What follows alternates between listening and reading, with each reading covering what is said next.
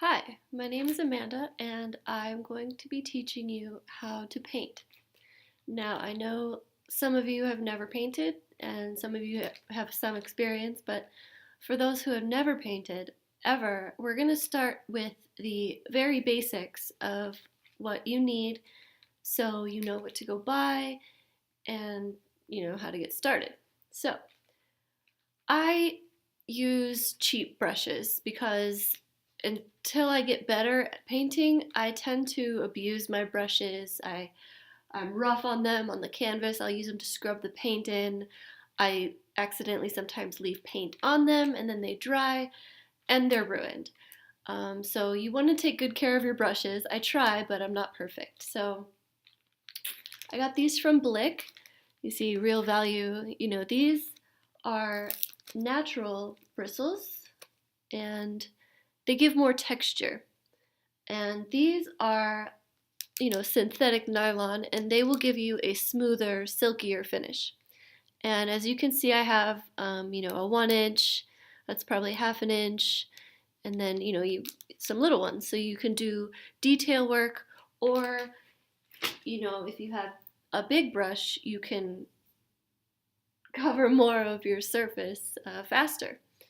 So these I got off Amazon, and they're synthetic nylon, very smooth, and you can see that there's a variety of shapes and sizes, and um, these are called flats because they're just flat. Then we have, I don't know the technical name for this one, but it's a diagonal. Um, when it's a rounded tip, it's called a filbert. And then we have a flat, and then these are fan brushes because it looks like a fan. Pretty simple stuff, self-explanatory. And so I have those. And then I have, these are my old brushes. You want to keep some of your old brushes, like make new friends but keep the old. One is silver and the other's gold from Girl Scouts. I have a poofy brush. This is good for blending, really getting it seamless. So if you don't want your brush strokes to show, you can use this. I have some beat up old bristly brushes, and then they have all kinds of new shapes and sizes. I'll show this up close. It has some of it cut, so it gives you just different texture.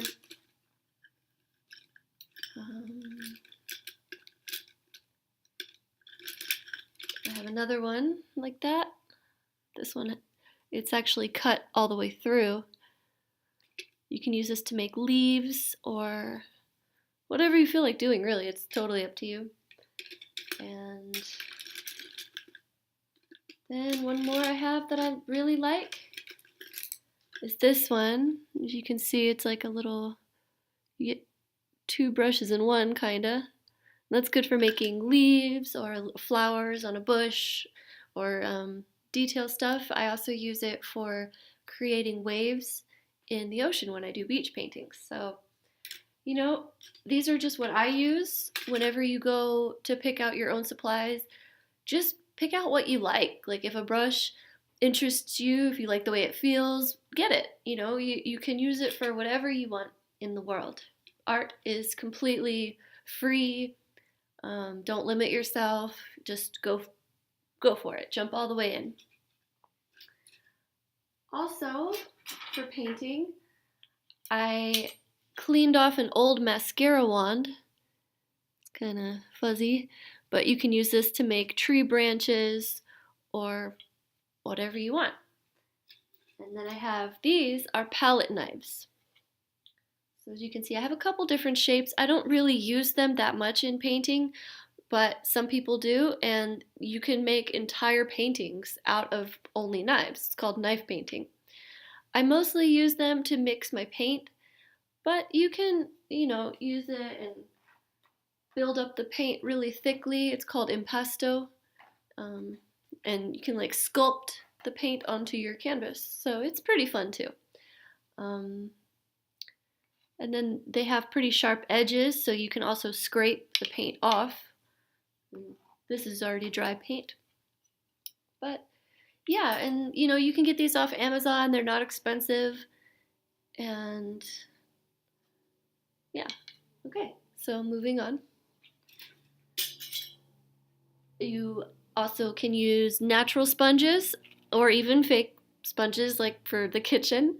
And you can use these to make texture. You just dip it into your paint, sponge it on, You can use that to make rocks or clouds or bushes, whatever you want. It's totally up to you. Some other supplies are, I got this little palette that I haven't used yet because I like a bigger, more flat palette where I can just spread it out. I don't want to be confined to, just using a little corner. But this is cool. It has little containers that you can pop out and you can store your paint in. So if you mix up a bunch of a certain color that you want to save, you don't want it to dry out, so maybe if you come back to your painting in a week or two, it'll still be usable, and then you won't have to mix any more. So I have these, and you want to have a good supply of napkins, paper towels. I have an old towel that I cut up. Just, wipe your hands on, your brushes. You can wipe the whole canvas with it if you want. So these are good to have on hand. I have sketchbooks. Strathmore makes pretty good ones. You can get them anywhere. Just if you want to go out in nature and just sketch what you see and then come back to it later, it's always good to have. And then this is a mixed media sketchbook. You can draw, paint on it. You can use watercolor, acrylic, or gouache. You cannot use oil paint because the oil will seep into the paper and it just will not last. But it's pretty thick paper and you can tear it out. I don't really use this that much. I mostly paint on canvas. So, you can get any size of canvas you want. I went today to Blick Art Store and I bought some canvas in different sizes. I got 12 by 16 and this edge is only, I think it's three-quarters of an inch around the side. This is an 18 by 24, and this is also the thinner one. And then this is a 20 by 24, and if you notice, this has much thicker. I think this is a full inch around, and it's up to you if you want to, whatever you want to do. You can get this size or whatever comes to your mind. And I mostly paint on canvas, and that's just what I like to do. So, I prefer oil paint. Now, it depends on the project that I'm doing, because sometimes I will use watercolor or acrylic, but I prefer oil. I've been painting with oil paint since I was about 15, and I'm 33 now, so I have mostly experience with oil. I like the texture of it, the versatility, the effect you can get with it, and I think you just get a richer final result with oil. But that's me. Whatever you want to do, but I'm going to be teaching you how to paint with oil. So, with acrylic and watercolor, you can just use water to dilute the paint. You don't need anything else. And when you clean up with when you clean up your brushes with acrylic and watercolor, you just need soap and water to clean them. But with oil, you're probably going to need paint thinner. And that will get all the paint out of your brushes, and that's just what you need. So this jar, you can't see, but it has a little screen at the bottom. and then I filled it to about here with paint thinner. And while I'm painting, I will use this to clean my brushes, and you can also use paint thinner to dilute your oil paint to make a wash, a really thin layer, and then you can let that dry and that can be your underpainting.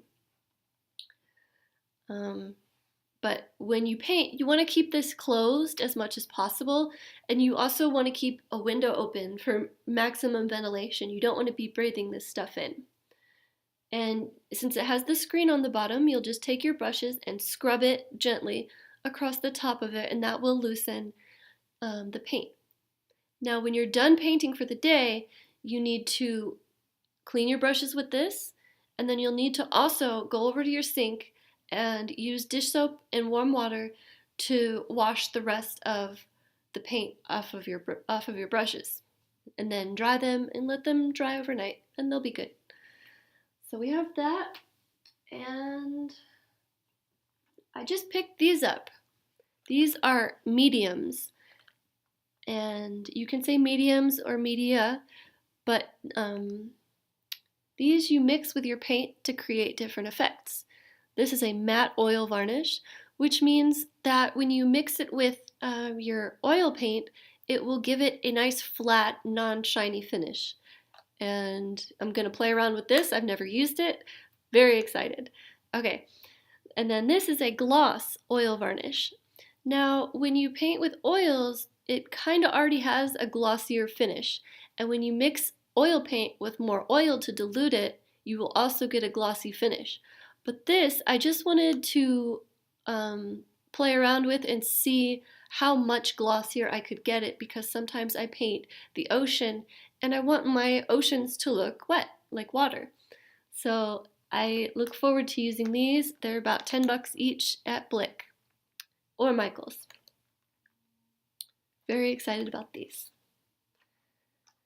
And then moving on to paints, I have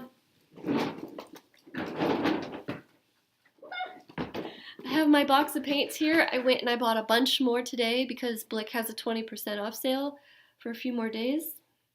So I just wanted to re-up my supply. Colors that you're going to use a lot of, that's up to you. You'll notice when you paint that sometimes you use a lot of something, like I use a lot of white. This is not white, this is dark sienna. But I also use a lot of this. I have a black. You want the big tubes of the colors that you use the most. Makes sense, right? But then also I have little colors. I have orange, yellow, purple.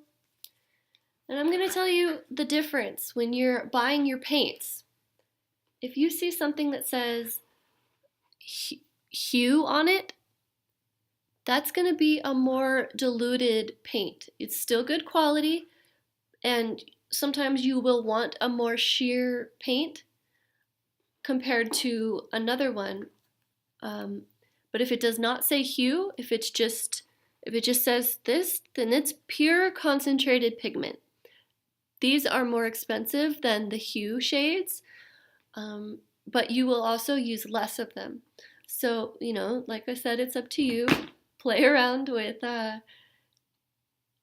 what kind of texture you want, what kind of effect you want, and also, don't break the bank and mortgage your house to buy some paints, especially if you're just starting out. They make student grade, artist grade, and professional grade paints.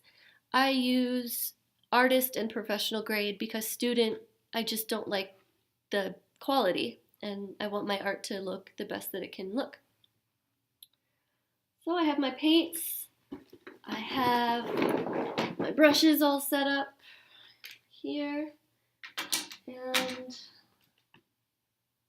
I have had quite a bit of coffee, so I am blah, blah, blah, blah, blah, just ramble, ramble, ramble, but I think I covered the basics.